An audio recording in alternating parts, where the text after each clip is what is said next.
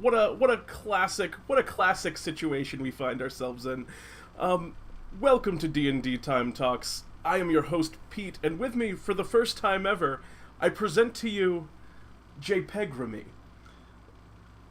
Remy is with me tonight because unfortunately Jeremy had other business to attend to. He's home on vacation. Please, all of you in chat, send out your love to him and wish him the happiest of vacations.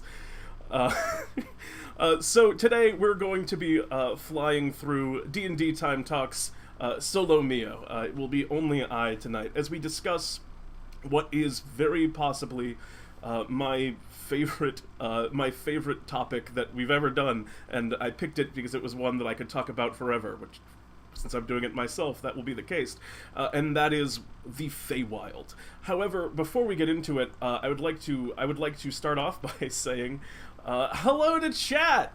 Hi everybody, I see Bionic Shiva, I see V-Bunny, I see Vassal Zeju, Creativity Live, I see Ivalon, Sword, oh my god, everyone's here, Reflected 10-8, Wild Ricochet is here, hello, it is, it is wonderful to see everyone, and also, hello to all of you who may be lurking in the shadows or who I may have missed in that run.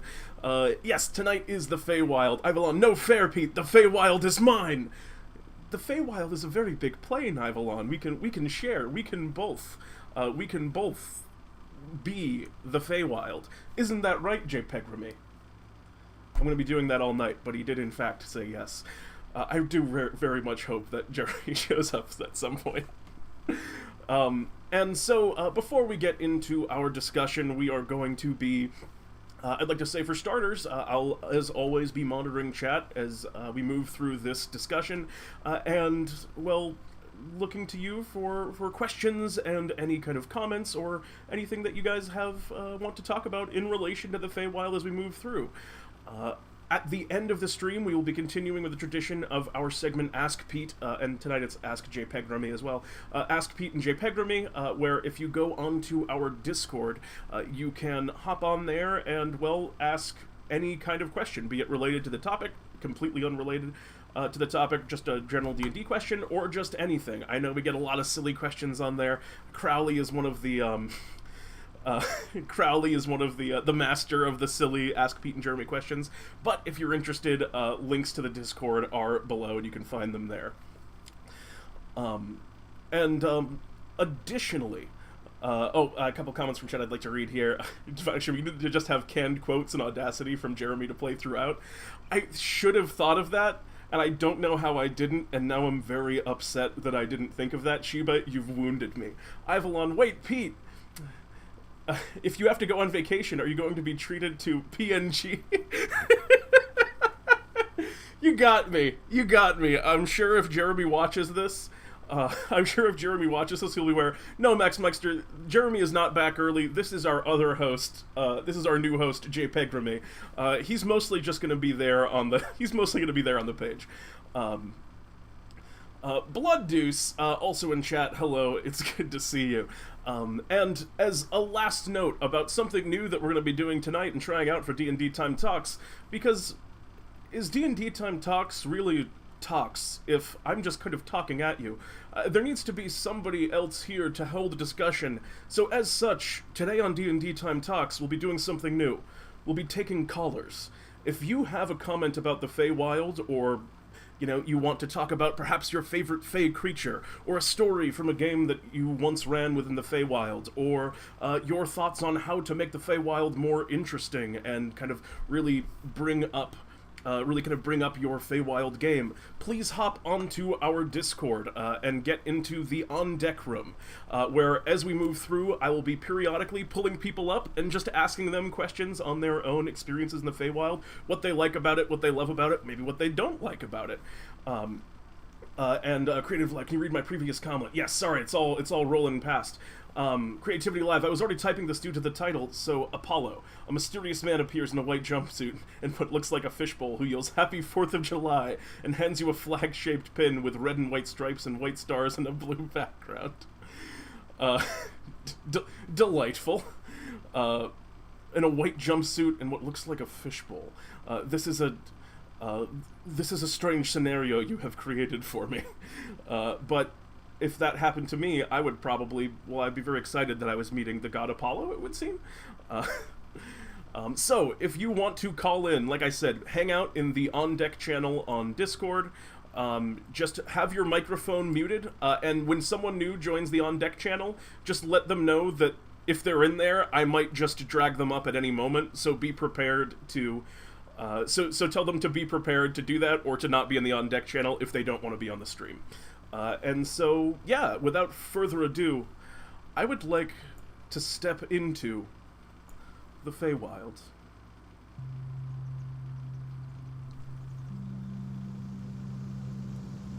Oh, how lovely.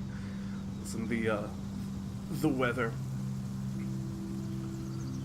the birds, the trees, the wind, that, honestly, this ambiance, it sounds, the way the kind of, just the big strings music, this is essentially what I think the Feywild sounds like.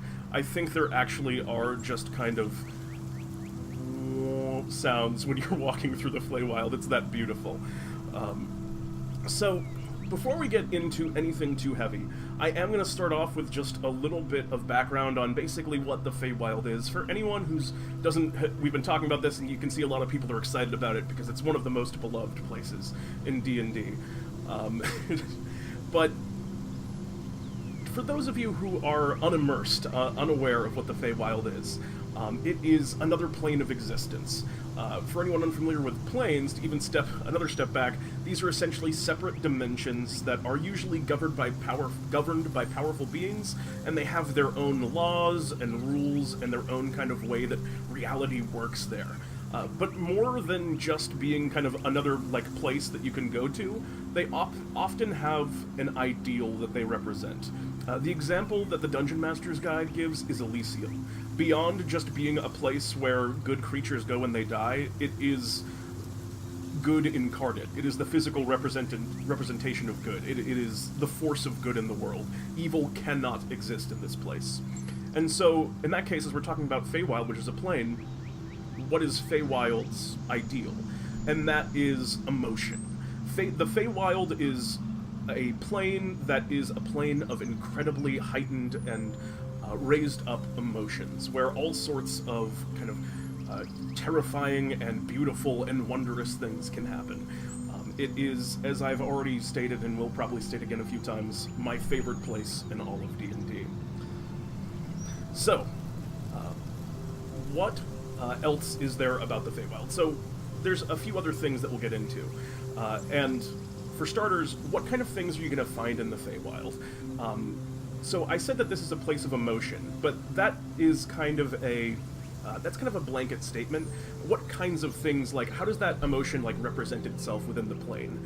For starters, it's very complex. All of the creatures there within the plane, and there are a variety of them. I'm sure you've encountered some of them. You'll find things like fairies. You'll find, kind of old hags, green hags, all different types of hags. You'll find elves and gnomes, other kind of monsters, satyrs, the stuff of fairy tales and of myths and of folklore, which all of these things, they have, well, very kind of tempestuous attitudes.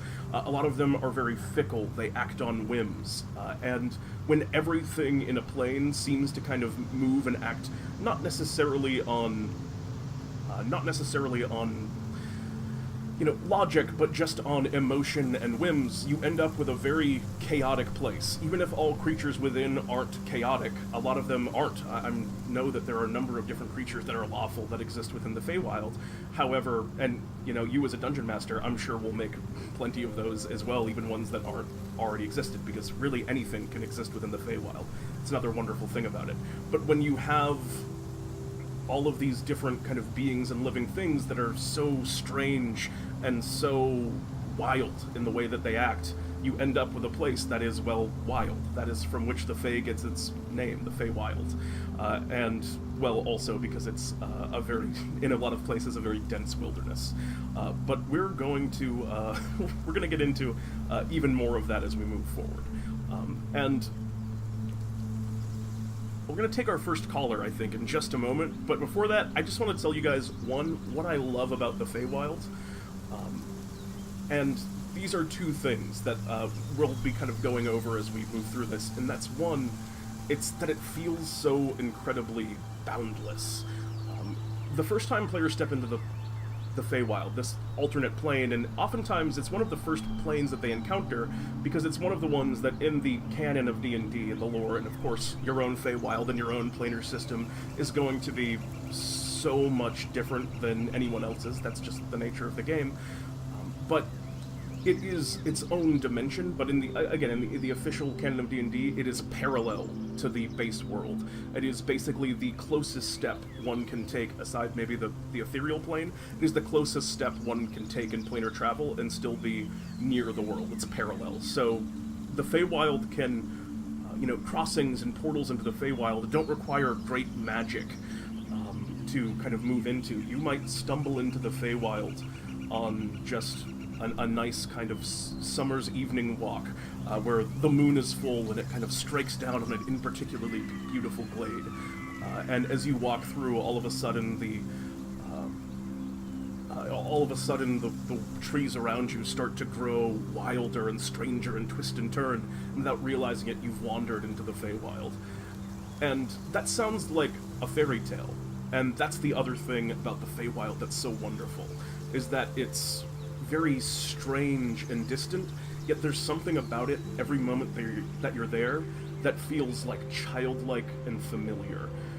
When players are moving through the Feywild, they recognize the tropes, they recognize the things that are normal to it. The hag in the woods that's trying to lure people in to eat them. Even though that is terrifying and maybe new to the players, there's still something about it that feels like something that they know. The same thing with, mushroom houses that house tiny fairies. All of these things that you might find in the Feywild, there's just this air of familiarity to them. So this is what I love about the Feywild, but I'm going to be asking other people what they think about it as we move through. And I think for our first caller, which we are going to bring up right now, I'm going to bring up someone who said before that they wanted to be a caller. Ivalon, you're on the air. Welcome to DnDTime Talks. Hello. How are you tonight, Ive? I'm pretty good. I was seeing in chat before that you love the Feywild as well. Yes. So there's a little bit of history there, if I'm allowed. Yeah, absolutely. Please share. So I'm an odd duck in D&D, both as a player and as a DM. And one of the ways this shows itself is that I'm a fan of 4th edition. Yeah. The one everyone who popular tries to forget. Yes, I myself haven't played much 4th edition, but I know there is kind of, I feel like 4th edition, as time moves on, is starting to be looked on maybe a little bit more fondly than people who, people who were inside of 4th edition were pretty mean to it. Right. So, the idea of the Feywild in 4th edition is where a lot of the 5th edition fluff comes from. It really began there as the one of the two mirrors of the material plane. There was the Feywild and the Shadowfell. Indeed. And the Shadowfell is, yes, I guess, I touched on this briefly before, but the Feywild, and one of the core things about it is that it is a mirror of the material plane, and it is, in some ways, a positive reflection, and then the Shadowfell is this other negative reflection. But have you ever run, have you run games in the Feywild before, Ivalon? Yes and no. Fair enough. It's a strange thing, because in 3rd edition, the Feywild was actually a different plane, and it worked under different themes. And so I have not yet run in the new Feywild. I really want to, but I feel like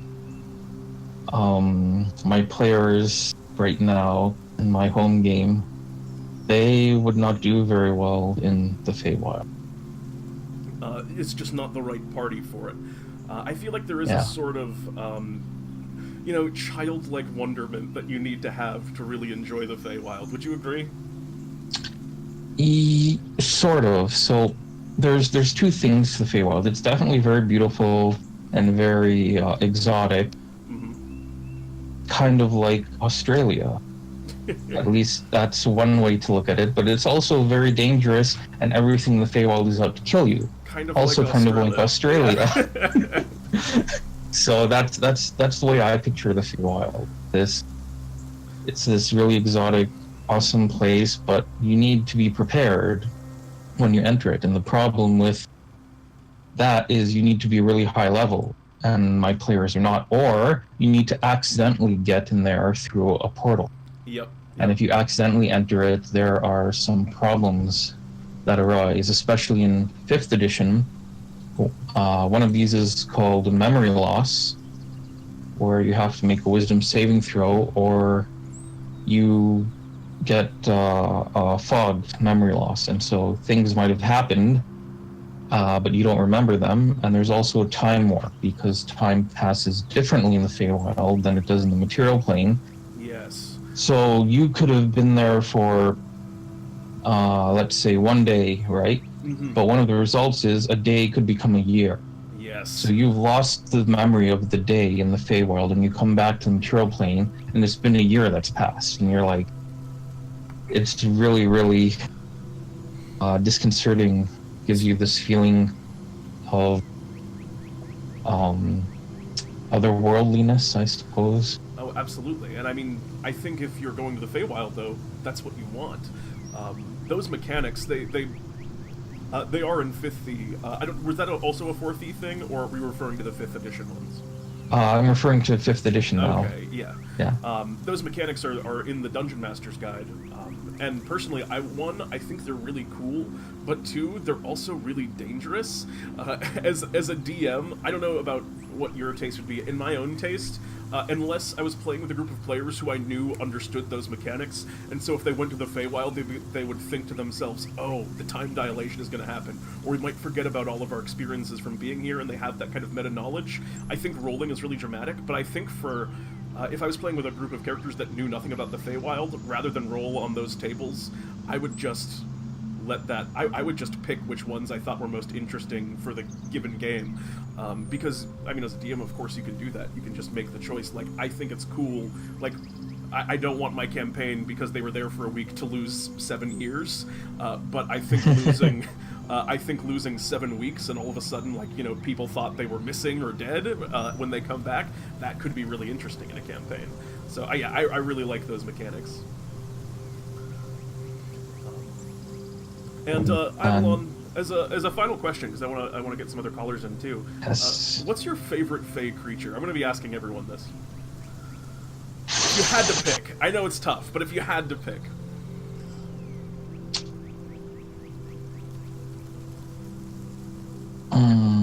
Probably...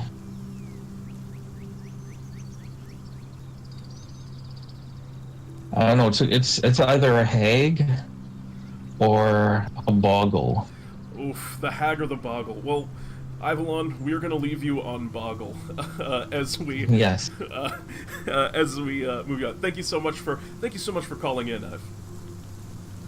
All right. I'm gonna move you back down. All right. Thank you, Ive. Yeah, I love what Ive was talking about there with those kind of mechanics of, the memory loss and the time distortion, and I think that leans in even further to, like, what makes the Feywild really interesting, because, again, it's like Avalon was talking about, that otherworldliness to it, that, in going here, there was just such a big change, and so much was different as a result of it. Let me catch up a little bit on chat as we're moving through. I have a few people here. I see Face of Jericho, Jesus. Maddie Morg's Blood Deuce. We're all talking about 4th edition and how they are 4th edition fans. Yeah, I feel like the more time goes on, people are more and more kind of being like, no, 4th edition was fine. There were some problems with it. I personally, in my very limited experience, I did play one game of 4th edition. I mean, the combat and the mechanics are really good. I love the design of the enemies, but, you know, the role-playing options aren't there, but, you know, as much, at least. But there's definitely a lot that 5th edition could have taken from 4th edition, and you definitely also could have. Like, there's a lot of stuff as a 5th edition DM that I pull ideas that I pull from 4th edition and just convert into 5e mechanics, because there's a lot great with it. Roger Twy, Feywild is one of those everything turned up to 11 sorts of places.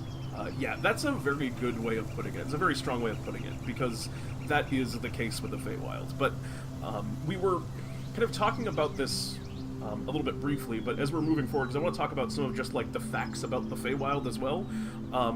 We were talking about how it's a mirror of the material plane, how it's a mirror dimension. That is both,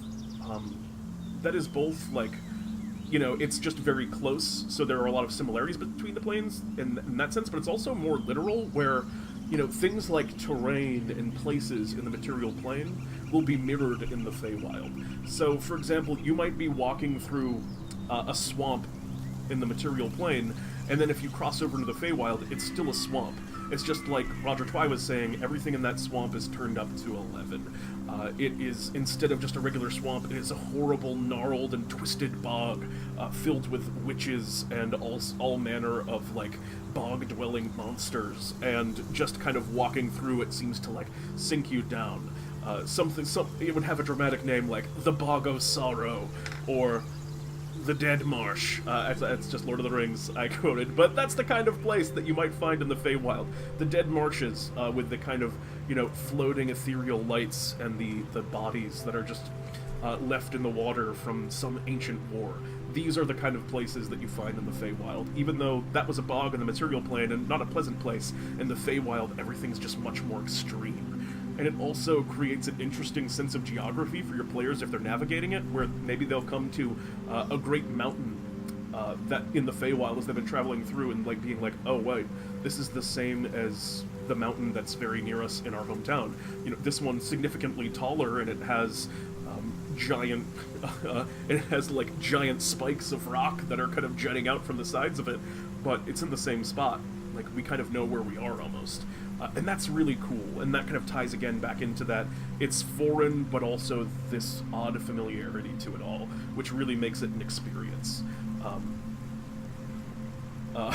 Yeah, but that's a very different JPEGramy. Yes, JPEGramy has been replaced by a Boggle here. This was one of Ives' favorite monsters, or Ives' one of favorite Feywild monsters. He said in chat there, Boggles are spawned from the emotion of loneliness in the Fey. Yes, Boggles are a great way to introduce the Feywild to players. They're a monster that kind of feeds off the negative emotions and kind of is conjured from the negative emotions of humans in the material plane and summoned from the Feywild. So if you're just lonely and sad, you might just accidentally conjure a Boggle, and maybe that Boggle will be your friend, and that might cheer you up. Or maybe it'll just cover your floor in its secreted sticky fluid, and you'll try and walk around and your feet will get stuck to the floor. Both of those are possibilities. Let us, a couple more comments on Reflected Tonight. Have you ever had a lucid dream or an acid trip? Yeah, that's the Feywild in a nutshell. Another kind of good way of putting it, I think, for sure.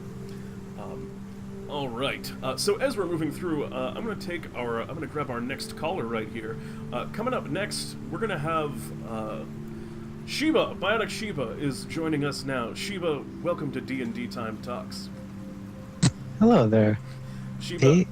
Sheba, how are you this evening?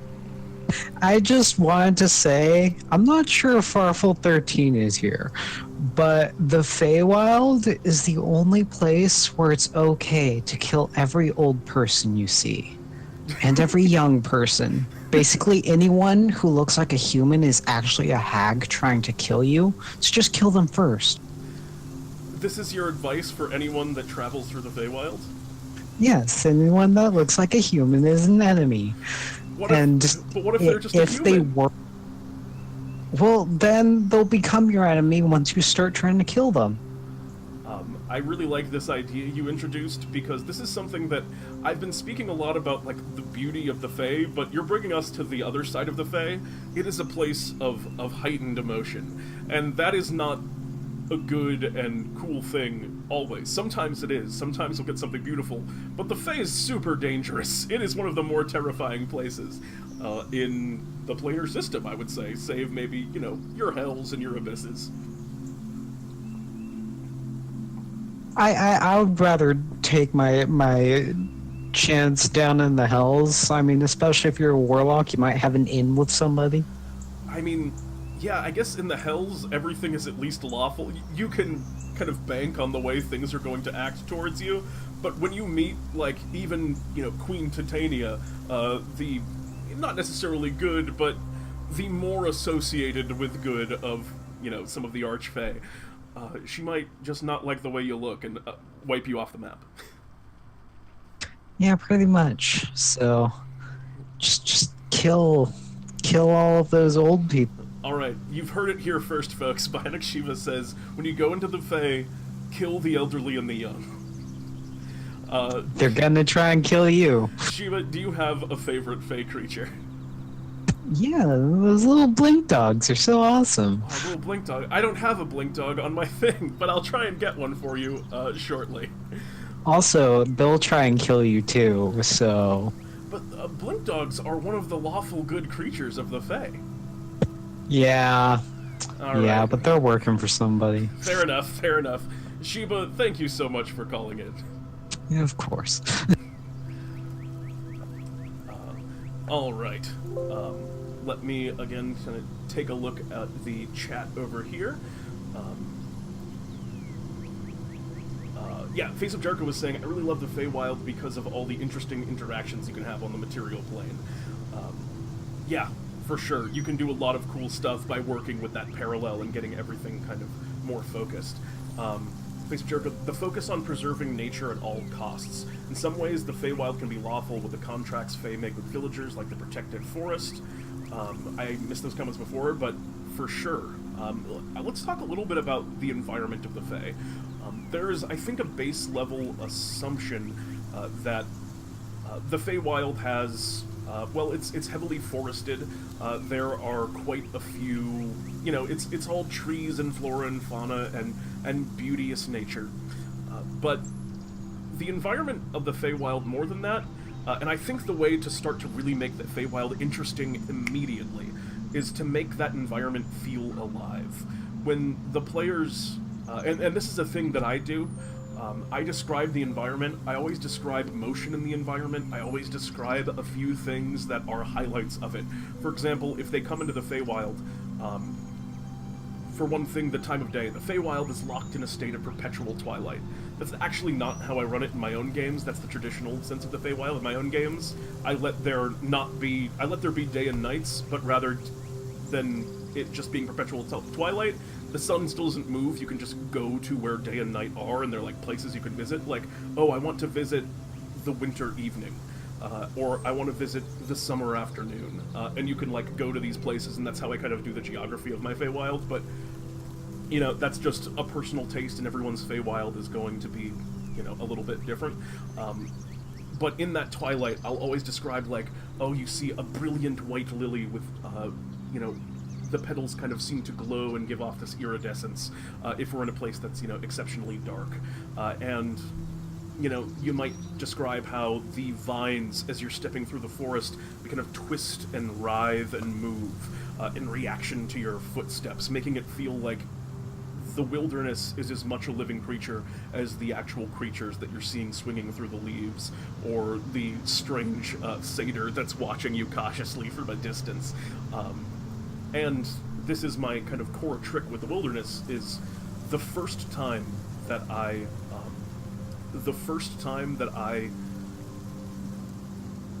have my players interact with a piece of the environment. For example, one of my players might say something like, you know, they're worried about a body of water that they have to cross. Like, alright, I'll pick up a rock and throw it into the water. The first thing that I have them, that they interact in the environment, like, that rock, I will just make it a tiny sentient creature. I'll say, oh yeah, as you pick up the rock, you turn around and it has tiny arms and legs and it yells at you to put it down. And that's the kind of, like, one whimsy, which is something about the Fae that's really fun, this whimsical sense of, oh, anything could happen here. And also, it tells a story. The fact that, like, coincidentally, out of all the rocks, this one that you picked up happened to be a tiny baby earth elemental that has thoughts and emotions, that tells you that, well, that probably wasn't a coincidence, probably because, like, everything here is alive. That's what that tells you, I think, a player more so than anything else. And I think that's a really cool, I think that's just a really cool way to play, and a really cool thing that just makes the Feywild continue to be awesome. Let me catch up a little bit more on chat. Boggles, the friends of depressed people. Yep. Face Draco, that's the risk you take when you journey into the Feywild. Kill the elderly and young. Manic Shiva. Amen. Anything that looks like a human is a hag. Yeah, we're going to talk about hags for sure before this conversation is over. Also, anything that looks like a tree is actually a dryad trying to pull you into the tree. Also, every bug is actually a sprite trying to poke and kill you. Yeah, all of these things are great ways. Like, Shiba sounds like he has had some very intense Feywild experiences over the course of his time there. And if you can make your players feel that way, you are doing an excellent job. Oh wait, I believe I still owe you, Shiba. I believe I still owe you a blink dog, and we're gonna get that for you in just an instance. And we'll talk a little bit about blink dogs too. And we're gonna take another caller on in just a couple more seconds as well. So let me get that blink dog up. Let me get that blink dog up here on the screen so you all can see Shiba's favorite creature. It is an absolute delight. One of my favorite Fey creatures. Blink dogs, for anyone familiar or who didn't watch the recent D&D time, which featured a were-blink dog, which is kind of weird, but was cool. A blink dog. Oh, and we will put it on in front of the boggle here. Whoop.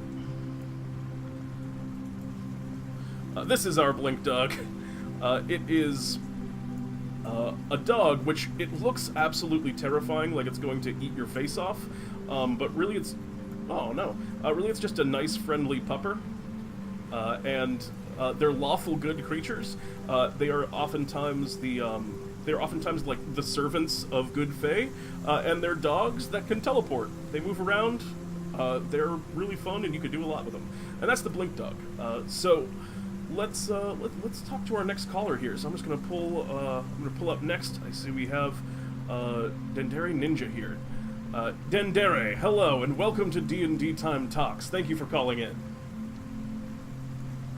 Oh, DnDTime, I don't think is here. In that case, we'll pull our next. Jericho, hello. We pulled up Jericho. Welcome to DnDTime Talks, and thank you for calling in. Hey. Jericho, welcome. How are you? Great, I'm doing great. Just had to exit the Twitch. 1 second, so don't get echo. Yes, I know the echo is tough. I have my Twitch on mute. So tell us, for starters, let's begin. What's your favorite Fey creature, Jericho, or do you have one? If you had to pick. Satyrs. You're a satyr? Satyrs or Darklings? You're a satyr fan? I mean, the satyr's an excellent choice. We have you a satyr up on the screen now. Perfect. What do you like about satyrs? To me, they epitomize the feeling of the Feywild. Singing, dancing, feasting, just having fun at all costs, regardless of what anyone else thinks. And getting into a lot of trouble along the way. That is a really fun archetype. And also, there's something about it, like, when I think of a satyr, I imagine a satyr can party 50% harder than the hardest partying mortal. Just the average satyr. Yes, the satyr goes harder than your average Crunkson can go. Yeah, I'm 100% on the same page, and I think there's a lot of cool, like adventures you can create, just by like having a satyr that wants to bring your players in on the revelry, who wants them to share in the drink, to share in the dancing, the mischief, and the players bite off more than they can chew. The satyr knows exactly what they can handle. The players are not on that satyr. I can drink this strange fey substance and not be, basically out of time, basically lose 3 days of my life to being just gone. Yeah, I've often thought that an interesting adventure to run would be the aftermath of a Seder party in a village that the party has to clean up. They have to go through, and the cleric has to Lester restore all of those hangovers. Yes, and maybe even deliver a few burps. Never know with the Seder. Indeed you don't. That's a great pick for one of your favorite creatures. What else do you like? Do you run the Feywild much? Do you run the Feywild much, or play in it much? Or? I do not, but I do have a lot of just background in it. I find the best aspect of it is the relation you can have with the material plane and the people in there.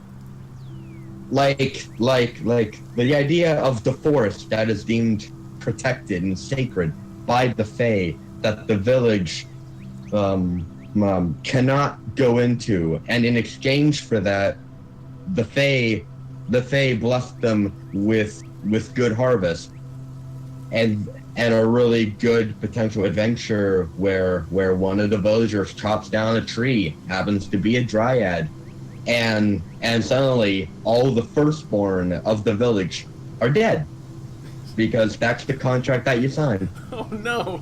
That kind of tempestuous, you broke the minor rules and now the consequences far outweigh whatever any good this ever did.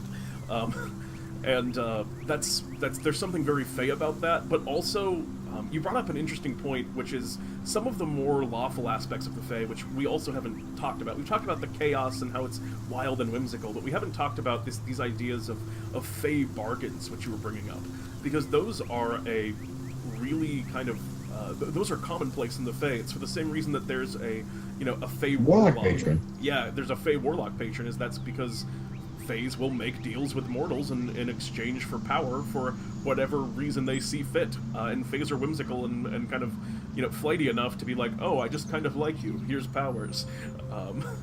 Or in the same way, they maybe have, some long-term ambitions for someone that they give power to. Yeah. Yeah, it's like maybe an archfey gives you power just because they just want like an ancient bottle of drink that only a mortal can get to. That's a great example. I could actually picture that being a character's quest and that being their patron. Like, that could work very easily and feel very much in the flavor of the Feywild. Thank you very much for calling in, Jericho. I appreciate you coming in and talking to us. Of course. Alright, I'm going to zip you down. So I want to talk a little bit more, because we started to move in this direction a bit, the politics of the Fae. The Fae has a lot of proper noun named characters within it. I keep saying the Fae. This is the... Once you become familiar enough with the Feywild, you can just shorten it to the Fae. It has a lot of proper noun and named characters in it, and the big two, and those are the only two I'm really going to talk about at all, are Titania, the queen of the Seelie courts, and the queen of air and darkness, the queen of the unseelie courts. And in some senses, people think of Titania as the queen of the good Fae, or the queen of the summer Fae, the summer courts, and the queen of air and darkness is the queen of the the bad Fae, the evil Fae, and the queen of the the winter courts, which is true and not true. There are the Seelie and unseelie courts, which are the the larger terms for the summer and the winter Fae. They are not exactly hard good and hard evil, but there is more of a trend for the Summer Fae to be good and more of a trend for the Winter Fae to be evil. So you can look at them in that light. But politics are a major part of the Feywild.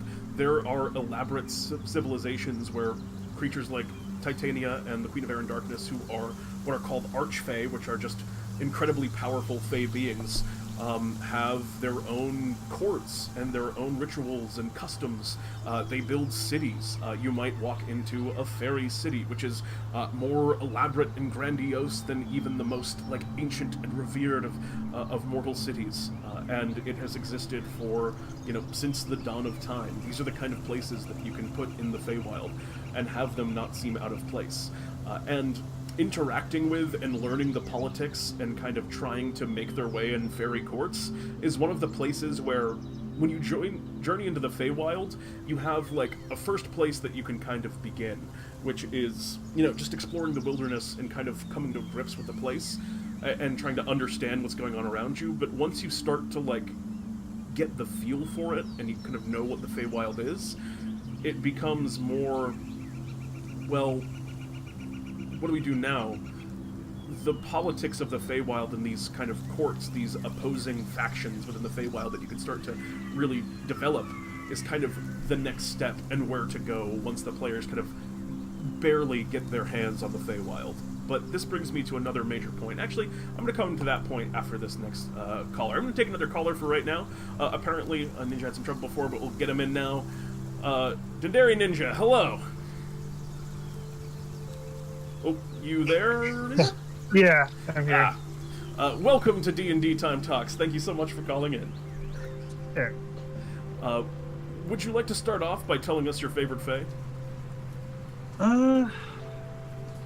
If I had to say, it would probably be... the first one that comes to mind is the Red Cap. Ooh, the Red Cap is an excellent choice. You'll see But... the Red Cap on stream now. The Red Cap is terrifying. Do you want to talk about the Red Cap a little bit, Dendari? Sure. The Red Cap, it obviously gets the same front. It's Red Cap, which it keeps red, which it has to keep red in order to live. And it does this by constantly keeping it soaked in blood. It literally needs to kill in order to live. Oh. It is... it's not a nice creature to encounter either way, but... That is true. If you throw a Red Cap at a low-level party, the stat block for a Red Cap in the player's handbook, they got these big iron boots that they walk around, and they'll just throw themselves at a character with their boots first by hurling their body across to space, and just crush you with their iron boots, and they are a higher challenge, I think, than they are listed in the book for their challenge rating. Yeah. But they also have their own weaknesses, like most Fae. But yeah, they are probably a higher challenge rating than the book lists. Oh yeah, they're terrifying. I'm with you 100%. So Dendari, what do you like about the Feywild? What's your Feywild experience? I have to say, one of my favorite parts about the Feywild is actually the Fey Dark, which is Dark. Oh, yes, which is I'm really excited about this because I don't actually know a lot about the Fey Dark. So, well, it's sort of much like how the Feywild is a mirror of the real world. The Fey Dark is like a mirror of the Underdark, but whereas the Underdark, it seems to be ruled by by Drow, the Underdark is actually ruled by the ugliest giants you will ever meet, Fomorians. Fomorians are absolutely delightful. I always want to put Fomorians in my campaign, but I can never quite figure out the right spot, and I've never actually played around in the Feydark. So Fomorians, for anyone who isn't aware, a Fomorian is a giant that has been kind of cursed by an ancient pact, essentially, is the lore, and because they went, they were these very beautiful individuals, and because they broke a Fey bargain, like we were talking about with Jericho before, their entire race for all time became twisted and distorted into having these... Do they have two eyes, or is it just the one huge, twisted evil eye? I don't know. I think it depends on who's running it. Like, Yeah, I some suppose so. fictions have them with 2 eyes. Sometimes you can only see the one, but I mean, Yeah, and they're these giants with this terrible eye and hunched backs and like awful kind of like bumpy skin that kind of curls up and around. These horrible, terrifying looking creatures, and as they kind of skulk around with their big clubs. But if you look the Fomorian in the eye and you are cursed by them, you take on the Fomorians you take on their curse, and you also kind of your eye kind of swells and your body kind of hunches over and you're slowed down, and you just feel like intense pain. Awful, terrifying creatures. And those are found within the Feydark. Do the Fomorians kind of roam all over down there? Yeah. If I remember correctly, they actually more or less like rule the Feydark, because the other Fey just like put them down there just so that way they. So you didn't have to look at them. I mean, I don't know much more about them than you do, but I think like they were put down there like as a result of trying to more or less take over the Feydark, and they were just like forced down into the Feydark, so they wouldn't be as much of a problem. To more or less contain them. That is. I was gonna say that's really cool, and also, I mean, I can 100% like a roam into the Feydark. Also, like a Fey crossing in the Feydark would be so cool. To be wandering through a cave, because I can think of a lot of places where you'd expect to be whisked away to the Feywild, like a beautiful elven glade, a mysterious waterfall, but a dark cave underground is not one, and I think that's really cool. Yeah. The Feydark is not a place that you want to actively go into. That's true, but sometimes you're gonna end up in there anyway, I suppose. Yeah. Well, thanks so much for calling in, Dendere. I'm gonna move you down, but yeah, I love that. I gotta explore the Feydark more myself. Bye-bye for now. Bye.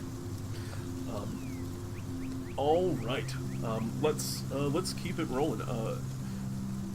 Let me catch up for starters a little bit on chat, because we've been away for some time here. I like reflected today's comment here. The tamest satyr accountant can outparty the hardest frat bro. I 100% agree. Fey Law, if you're weaker than me and cross me, I will spend the next 3,000 years ruining your family line. Oh no! But there are definitely Fey that would do that just for their own fun and amusement. Face Jerka, I also love the importance of seasons in the Fae. The idea of the potential existence of the autumn and spring courts.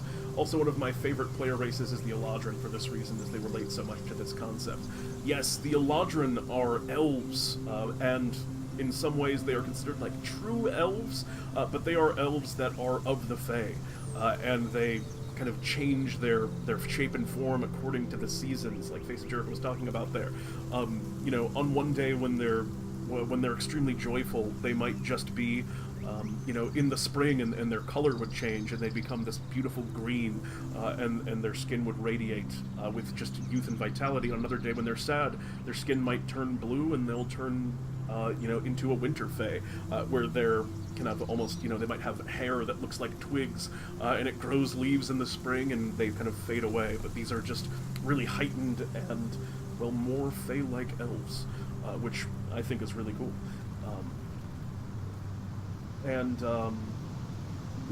They're supposed to be autumn and spring courts. Any PC race with Fey ancestry is technically from the Feywild. I mean, if not born there, they have like ancestors like the Eladrin, and the Eladrin. I think gnomes also, even though they don't have the Fey ancestry feat, gnomes also trace their heritage back to the Feywild, which is interesting in my opinion. The red cap is, I believe, in very much a twisted gnome that you see there. And autumn and spring courts, I have always thought of it as summer and winter. Maybe that's just because that's my own homebrew, and I like that contrast more, because the autumn and spring don't contrast the way that summer and winter do, so I like the more duality that it really kind of hammers home. But I also thought that was what the canon was, at least for Forgotten Realms. So if I'm wrong about that, please double check, and then if I'm wrong, yell at me and say, Pete, you fool! You ignoramus! Actually, let's consult JPEGramy. JPEGramy, is this... If I'm wrong, please yell at me and tell me that I should have known that it was spring and autumn on my favorite thing, the Feywild. It's good to see you again, JPEGramy. You've been away from my site for far too long.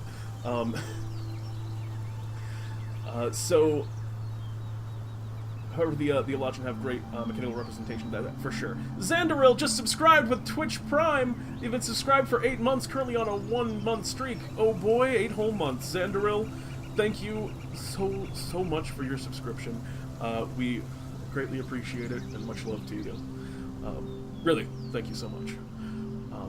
Roger Twy, they have one normal eye and one evil eye. Oh, there it is my recollection. Yeah, that's how I remember it too. I think you're right about that.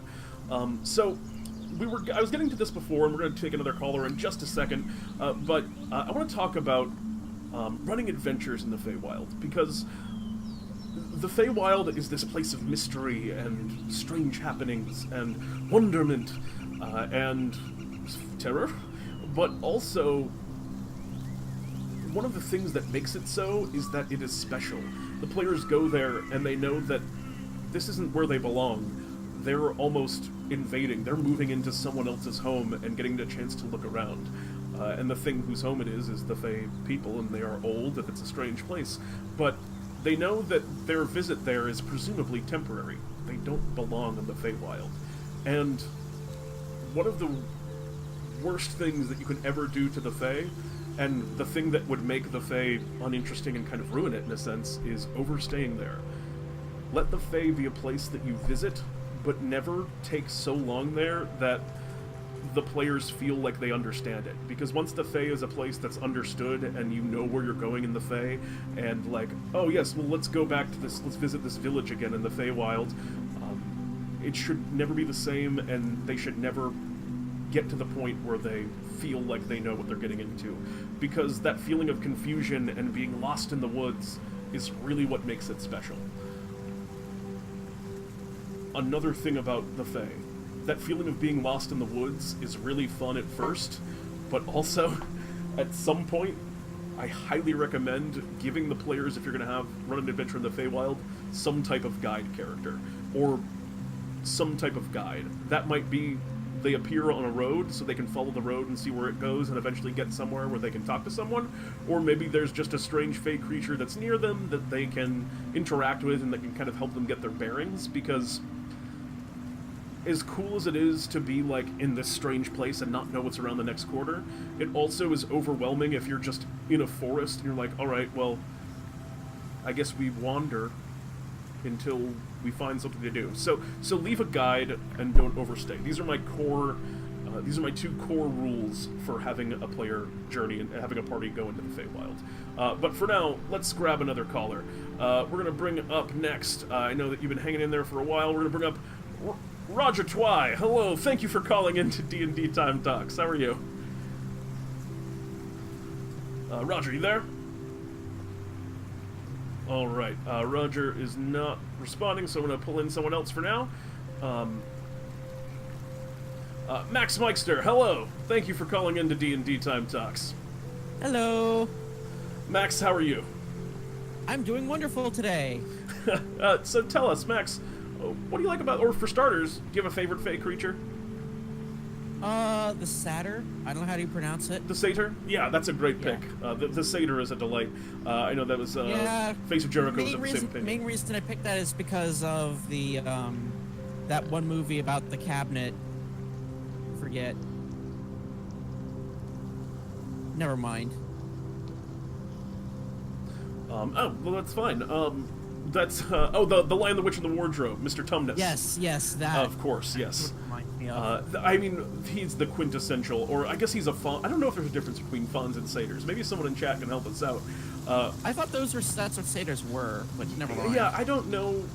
That's why I'm asking. But I think you're right. I think they're the same thing. And either way, when I picture a satyr, I do picture Mr. Tumnus, who is a delight. So Max, what's your experience with the Feywild? I personally haven't been a lot doing a lot in the Feywilds, but from what I do know, it sounds pretty weird.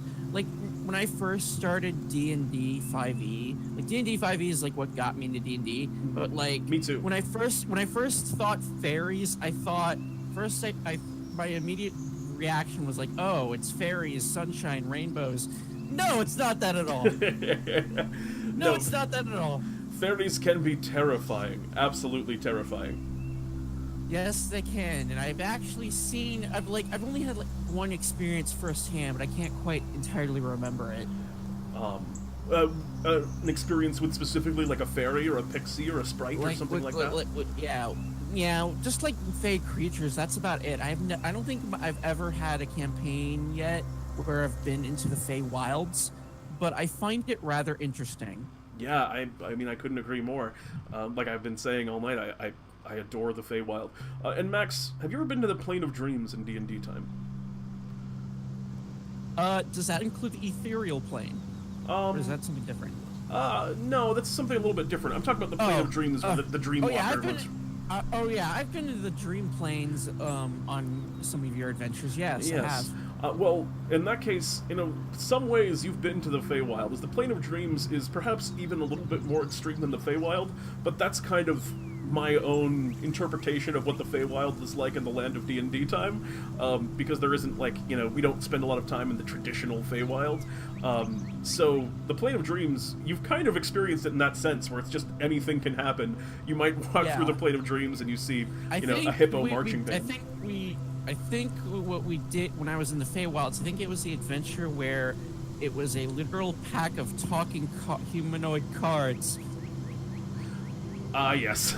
Yes, that I think you remember that. A lot of dogs playing cards and things like that. Yeah, and then we had to get the tavern back because apparently the cards took over somehow. Yep. That's the kind of thing, and like again, a little bit ridiculous, but that Alice in Wonderland vibe, that just kind of anything can happen vibe. That's the Feywild. So even if you don't remember your other experience, you've definitely had, if not literally the Feywild, spiritually the Feywild experiences in the land of D&D time. Yes, I'm glad I did. Yeah, me as well. Well, Max, thank you so much for calling in. It was lovely to hear from you. Nice to see you. I'll talk to you later, Pete. Yeah, absolutely. All right. Let us catch up on chat very quickly. I'm saying I forgot how it is in 5e, but traditionally the Seelie are summer and spring, and the Unseelie are winter. Yeah, okay, now I think we're on the same page. That's how I remember it as well. It's kind of the two of them. Yeah, that's it. I'm on the same page.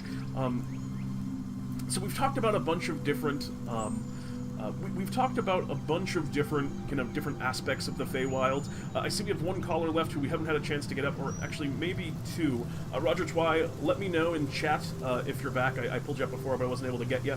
Otherwise, I'll assume you're away for now. But I'm going to pull up our next caller just right now, because we're getting close to the end. We'll go a little bit over, though, if there are other people that want to get a chance to talk. We're going to bring up Reflected 10.8. Lance, hello! Welcome to DnDTime Talks. Thank you for calling in. Thank you for having me, Pete. Lance, for starters, as I've asked everyone, what's the Fey? What's your pick? If I had to choose a favorite Fey, I'd have to go with the Naiads. They combine the three best worst things in D&D, which are Fey, underwater mechanics, and charms. My God. The Naiad, if I'm not mistaken, hasn't been officially published in 5e yet. I think it showed up in one of the modules, but not in any of the more common books, unfortunately. No, the Naiad is one I haven't, I personally haven't interacted with or run a Naiad before. So can you just, I think I know roughly, they're like Dryads, correct? If a Dryad is the spirit of a fine tree, a Naiad is more the spirit of a fine pond, or perhaps a smallish. And they, like a Dryad, have the ability to charm you. Oh yeah.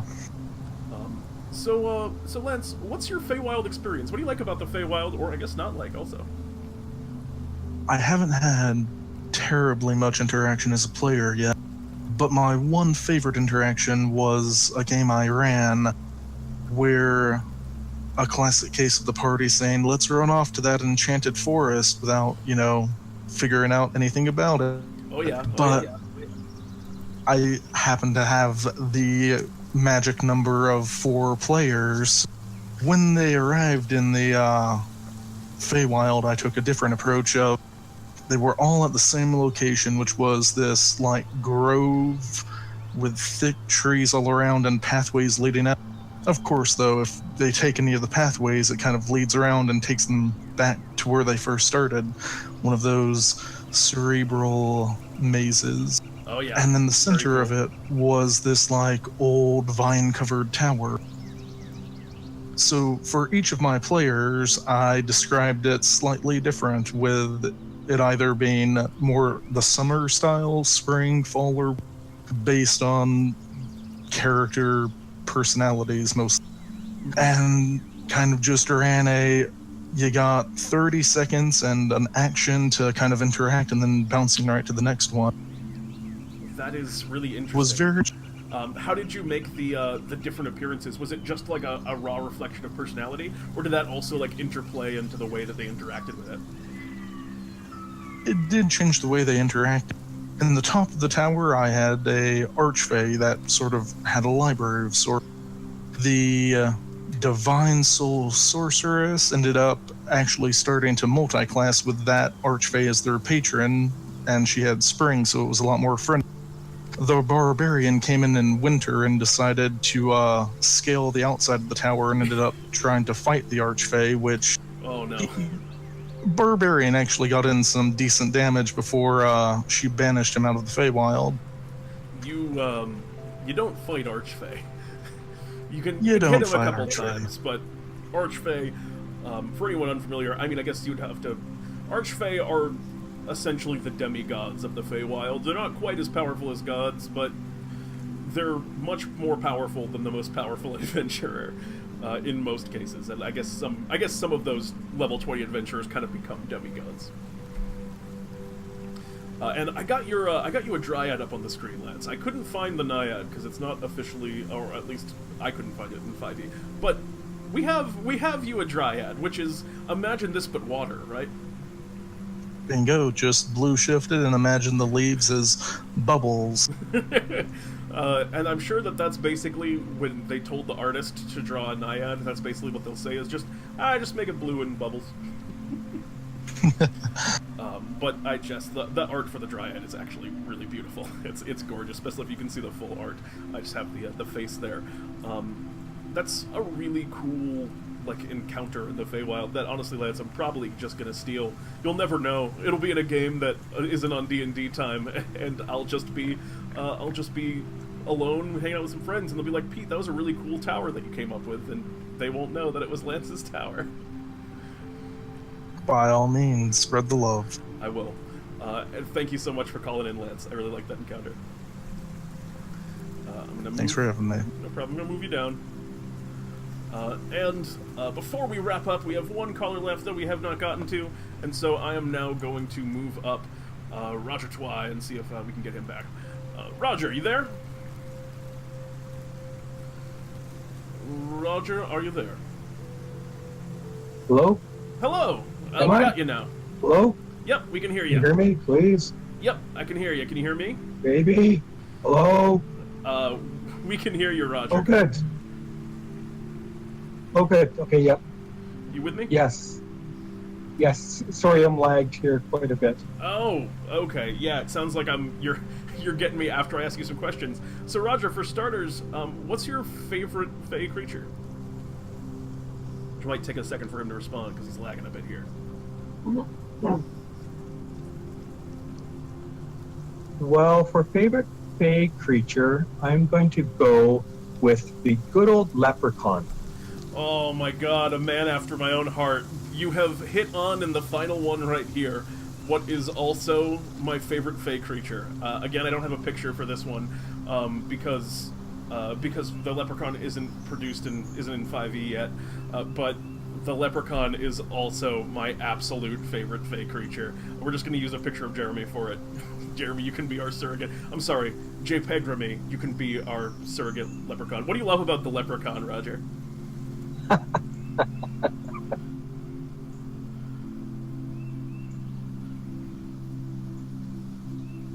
Well, the leprechauns are just such a classic take on the trickster sort of monster, and the encounters are really based off the idea of taking that greedy player characters, and they really want the gold, and they know it's a trap, but they really want the gold. So, it's a good alternate to stand up, fight, kill the monster sort of encounter usually. Yeah, I could not agree. I could not agree more. You can do so much with, this is a thing that we haven't talked about. There's so many aspects of the Feywild, just such a huge topic. And we haven't talked about like the mischief of the Feywild, and the leprechaun is like the perfect monster to talk about that, because all of the things in the Feywild, we've talked about how they're tempestuous. Tricksters are so common in the Feywild, and a leprechaun and other similar trickster characters are a great way to keep players on their toes, and to just create interesting stories, like, trying to steal gold from a leprechaun who is always like 1 or 2 steps ahead.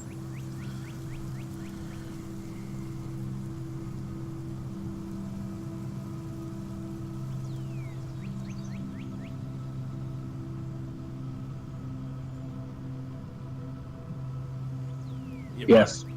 Yeah. Yes, I agree. And Roger's on a bit of lag here. But what other experiences have you had in the Feywild, Roger? What other things do you kind of like about it?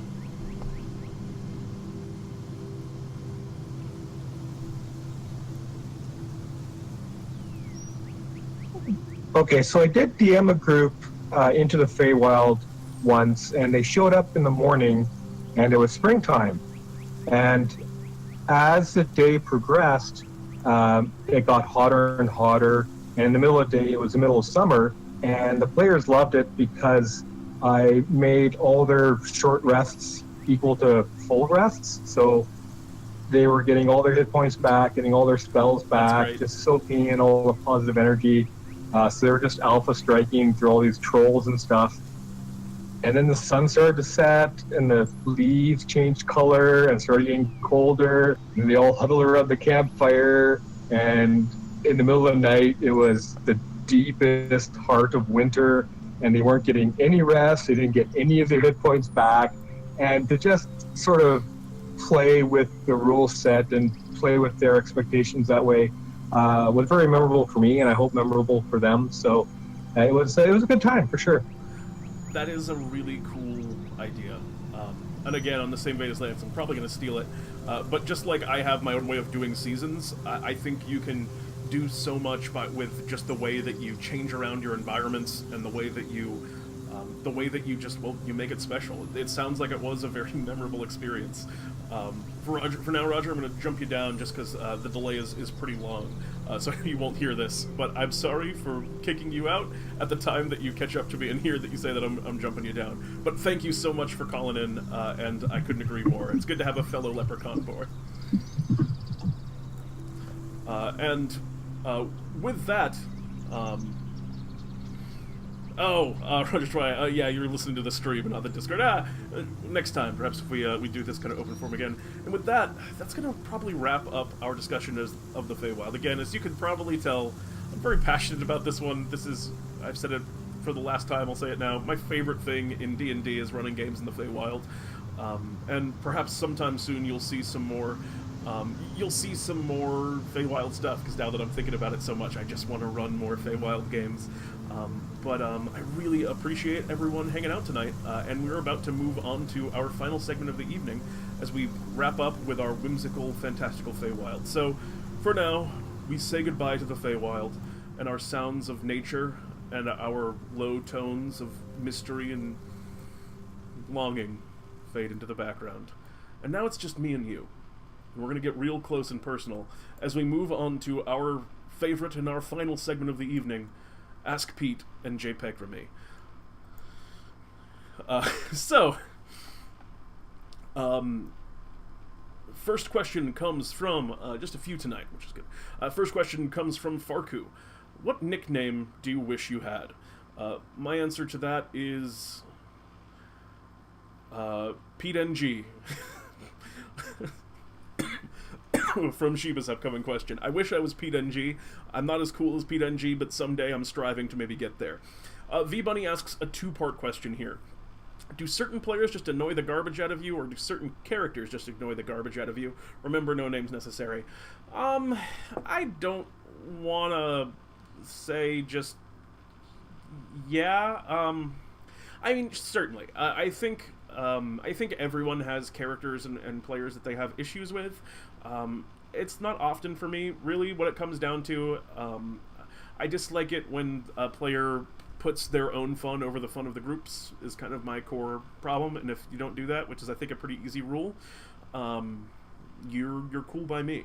And to put it on a more positive note, actually, I would say I like players who are great team players. And there are times when what I said isn't true, and there are times when everyone gets to, put themselves into the spotlight and draw extra attention to themselves, but I think that's fine. And it's only when that idea is taken to the extreme that I have a problem with the player. Which I hope answers your question. But yeah, I like players that are, well, good team players and try and create a collaborative role-playing experience that's fun for everyone. Bionic Shiva asks, JPEGRamy and PNG stream when? That would be an easy one to put together. We'll just get 2 pictures of ourselves and throw them up on the screen, and we can run that probably 24 hours a week for the rest of time. 24 hours a week, and by that I meant to say 24 hours a day, 7 days a week for the rest of time. If that's content that people are interested in, let us know, and we'll make sure you get more JPEGRamy and PNG. Blood Deuce asks a question for JPEGRamy. What's your preferred image compression algorithm? Hold on a second, let me, JPEGRamy, Blood Deuce was just asking what your preferred, okay, yeah, you read it. He said the JPEG was actually his go-to. Far be it from me. Oh, wait.